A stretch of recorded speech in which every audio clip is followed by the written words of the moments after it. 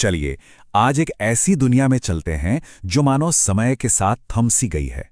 Tanzania के विशाल savanna में एक जनजाति है, हादजा। ये लोग आज भी ठीक वैसे ही जीते हैं जैसे उनके पुरखे हजारों साल पहले जिया करते थे, धनुष और बाण के साथ। तो आइए इस सफर में हम समय में पीछे चलकर उनकी इस अनोखी दुनिया को थोड़ा और करीब से समझें। वे अतीत की खिड़की की तरह हैं। वे हमारे पहले लोगों में से आखिरी हैं। ये सिर्फ एक कहने की बात नहीं है, इसमें एक बहुत बड़ी सच्चाई छिपी है। हादजा जनजाति हमारे साझा इंसानी अतीत की एक जीती जागती, सांस लेती हुई कड़ी है। वो हमें दिखाते हैं कि इंसानियत की शुरुआत असल में कैसी थी। 50,000 साल, जरा इस संख्या के बारे में सोचिए। जब दुनिया बदल रही थी, बड़े बड़े साम्राज्य बन रहे थे और मिट रहे थे, उस पूरे वक्त में हादजा संस्कृति लगभग वैसी की वैसी ही रही। बाहरी दुनिया से उनका पहला संपर्क तो बस कोई 150 साल पहले ही हुआ था। ये बात उन्हें धरती की सबसे पुरानी और सबसे मजबूत संस्कृतियों में से एक बनाती है। तो चलिए अतीत के इस खिड़की से अंदर झांकते हैं। उत्तरी तंजानिया में लेक इयासी के पास रहने वाली ये जनजाति हमें एक भुला हुआ सबक सिखाती है कि प्रकृति के साथ पूरी तरह से तालमेल बिठाकर कैसे जिया जाता है। उनकी संस्कृति की तरह ही उनकी भाषा भी एकदम अलग है।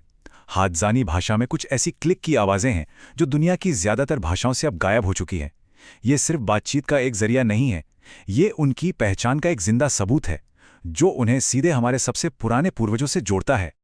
अब बात करते हैं उस चीज की जो उनके वजूद का आधार है, शिकार की कला।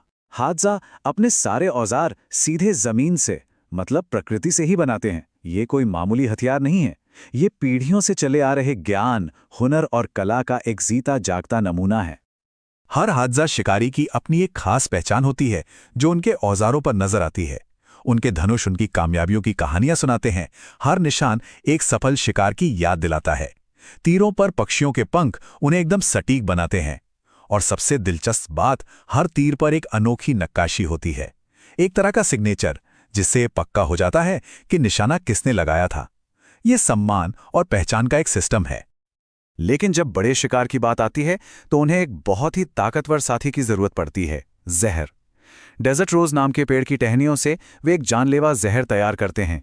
ये एक बहुत ही सावधानी से किया जाने वाला काम है। टहनियों को उबालना, उसे गाढ़ा करना और फिर उसमें राख मिलाना, जब तक कि एक चिपचिपा काला जहर तैयार ना हो जाए। इस जहर की एक बूंद भी एक बड़े जानवर को गिराने के लिए काफी होती है और इसे तीर की नोक पर बड़ी ही सावधानी से लगाया जाता है। औजार तैयार हैं। अब शुरू होती है असली परीक्षा, सवाना में जिंदगी। ये एक ऐसी दुनिया है जहां हर दिन सिर्फ और सिर्फ खाने की तलाश में गुजरता है। सूरज की तपिश, ऊबड़ खाबड़ जमीन और कोई गारंटी नहीं कि आज खाना मिलेगा भी या नहीं। शिकार का एक दिन धीरज का इम्तिहान होता है। शिकारी और उनके वफादार कुत्ते मीलों तक फैल जाते हैं। प्यास बुझाने के लिए कीचड़ भरे तालाब का पानी पीना पड़ता है और बबूल के नुकीले कांटे तो हर कदम पर रास्ता रोकते हैं। लेकिन इन सब मुश्किलों के बीच वे एक टीम की तरह काम करते हैं।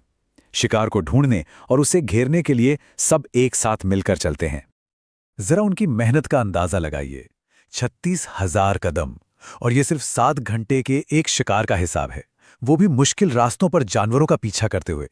ये कई मैराथन दौड़ने वालों से भी ज्यादा की दूरी है और ये उनका रोज का काम है। और इतनी जबरदस्त मेहनत के बाद इनाम में अक्सर क्या मिलता है? एक अकेली गिलहरी या फिर एक छोटा सा रॉक हायरैक्स। ये तस्वीर बहुत कुछ कहती है कि उनकी जिंदगी में हर एक निवाला कितनी कड़ी मेहनत से कमाया जाता है। लेकिन कहानी सिर्फ शिकार की नहीं है। हादजा लोगों की जिंदगी में इकट्ठा करना यानी गैदरिंग भी उतनी ही जरूरी है। जब शिकार हाथ नहीं लगता तो धरती अपने तोहफे देती है। तो चलिए देखते हैं कि वो तोहफे क्या हैं। और धरती का सबसे कीमती तोहफा है शहद। हादजा के लिए ये सचमुच लिक्विड गोल्ड यानी तरल सोना है। ये उनके खाने का सबसे अहम हिस्सा है जो उन्हें इस मुश्किल माहौल में जिंदा रहने के लिए जरूरी ताकत और पोषण देता है। पर शहद सिर्फ पेट भरने के लिए नहीं है, ये उनकी करेंसी है, बाहरी दुनिया से जुड़ने का एक जरिया। वे इस मीठे सोने को बेचकर या बदलकर धातु के औजार, मोती और जूतों जैसी जरूरी चीजें हासिल करते हैं। ये चीज उनके पारंपरिक जीवन को आधुनिक दुनिया से जोड़ती है। और यहीं पर समुदाय का संतुलन दिखता है। जब मर्द शिकार पर होते हैं तो औरतें अपनी खोदने वाली डंडियों से जमीन के अंदर से खाना निकालती हैं। ये जड़ें और कंद उन्हें लगातार पोषक तत्व देते हैं, जिससे ये पक्का होता है कि समुदाय भूखा न रहे, खासकर तब जब शिकार अच्छा ना गया हो। अब जरा एक ऐसे कॉन्सेप्ट के लिए तैयार हो जाइए जो शायद हमारे दिमाग को थोड़ा घुमा दे। एक ऐसी दुनिया की कल्पना कीजिए जहां समय का कोई मतलब ही नहीं है, कोई घड़ी नहीं, कोई कैलेंडर नहीं, कोई जन्मदिन नहीं। ये स्लाइड दो बिल्कुल अलग दुनियाओं को दिखाती है। हमारी दुनिया घड़ियों और कैलेंडरों से चलती है, उनकी दुनिया सूरज और मौसमों के ताल पर नाचती है। उनके पास 1 और 2 से ज्यादा गिनती के लिए शब्द ही नहीं है। और शायद सबसे हैरान करने वाली बात यह है कि वे भविष्य के लिए कोई योजना नहीं बनाते। वे पूरी तरह से आज में, अभी में जीते हैं, एक ऐसी बात जो हम लोगों के लिए सोचना भी मुश्किल है।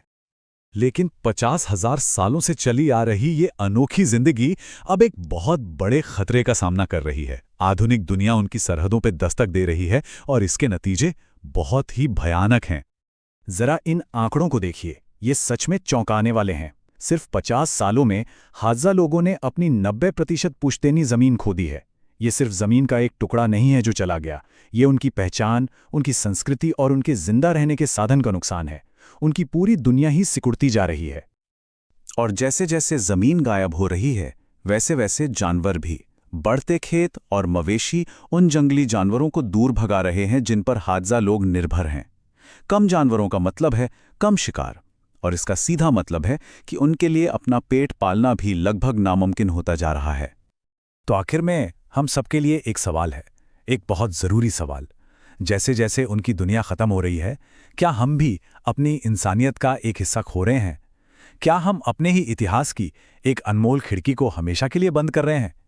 ये एक ऐसा सवाल है जो हम सभी के लिए बहुत मायने रखता है।